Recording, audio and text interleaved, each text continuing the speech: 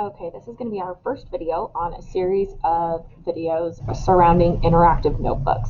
And I wanted to start off with talking about how I plan out where my interactive notebook is going to go. So my kids get an interactive notebook for each unit that we cover.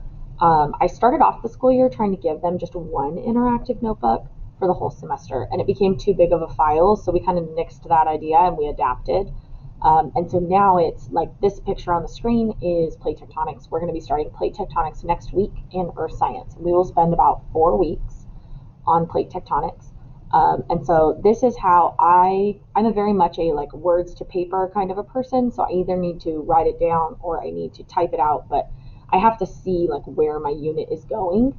And so this is kind of what I do. So to give you a little bit of insight about um, what's going on here. So I have the week number, kind of our topic for the week, and then I have our schedule. So obviously next Wednesday is November 11th. It's Veterans Day. We have no school, and I'm on an odd-even schedule. So every other day is odd, every other day is even.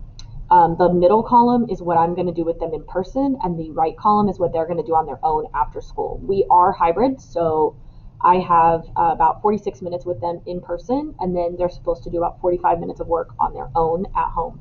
And so I kind of split it up that way. And I just work my way through the unit, and then I finally get down to the end, and I have my study guide, I'll have my test, the whole 9 yards. Now, some of these are notebook activities, and some of these are not. So, like for example, anything that says Gizmos Lab is not a notebook activity. But when I go to make my notebook now, this gives me a jumping off point. So I know that I need to start with some sort of phenomenon page.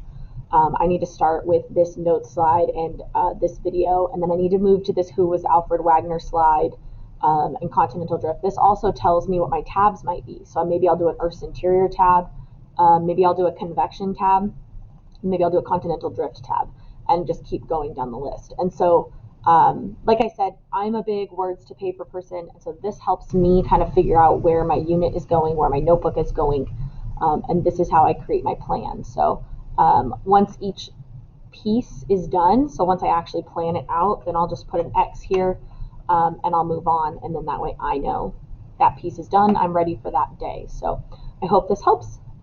This is basically how I plan out where my notebook is going to go.